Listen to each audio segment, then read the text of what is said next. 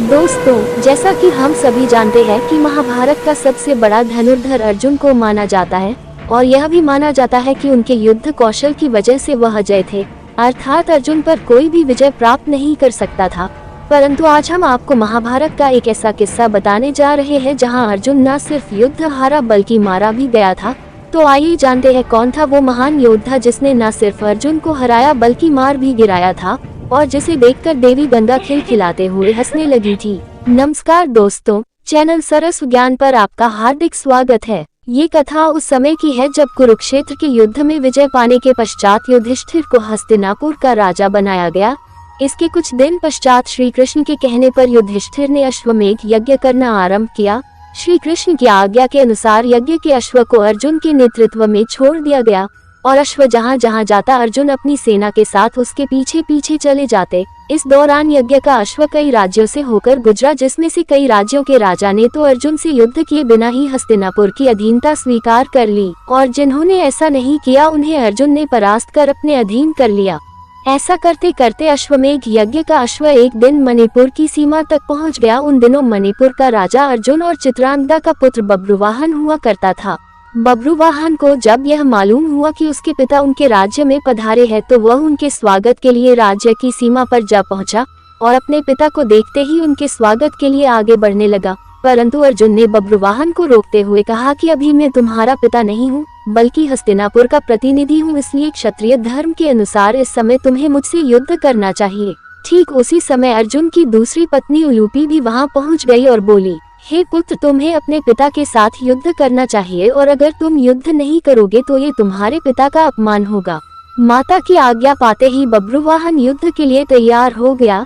इसके बाद अर्जुन और बब्रुवाहन के बीच घोर युद्ध हुआ और जब कई दिनों तक दोनों की युद्ध का कोई परिणाम नहीं निकला तब बब्रुवाहन ने माता कामाख्या देवी से प्राप्त अपने दिव्य बाण से अर्जुन पर प्रहार किया, जिससे अर्जुन का सिर धड़ से अलग हो गया। ये देख हस्तिनापुर की सेना में सन्नाटा छा गया क्योंकि बब्रुवाहन ने अर्जुन से पहले भीम को भी परास्त कर दिया था।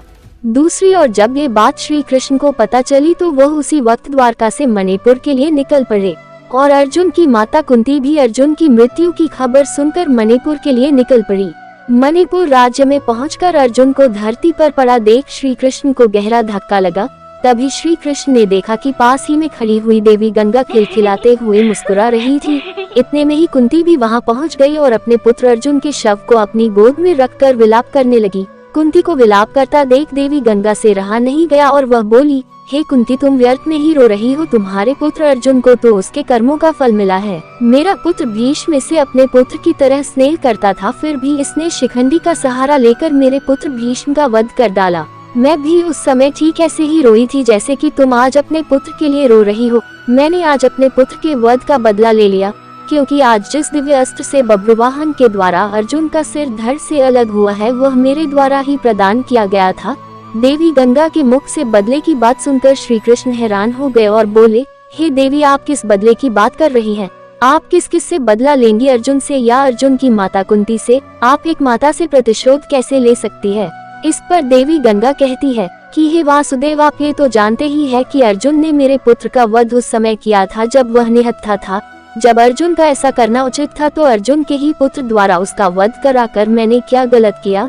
तब श्री कृष्ण ने देवी गंगा को समझाते हुए कहा, हे गंगे, अर्जुन ने जिस तरह से पितामह भीष्म का वध किया वह स्थिति स्वयं पितामह ने ही अर्जुन को बताई थी, क्योंकि भीष्म पितामह ये जानते थे कि उनके रहते पांडवों की जीत असंभव थी, इसलिए उन्होंने युद्ध से हटने का मार्ग स्वयं अर्जुन को बताया था। अर्जुन ने तो सिर्फ बब्रुवाहन के प्रहारों को रोका है, स्वयं प्रहार तो नहीं किया, बल्कि अर्जुन ने तो कामाख्या देवी के दिव्य बाण और आपका मान बढ़ाया है।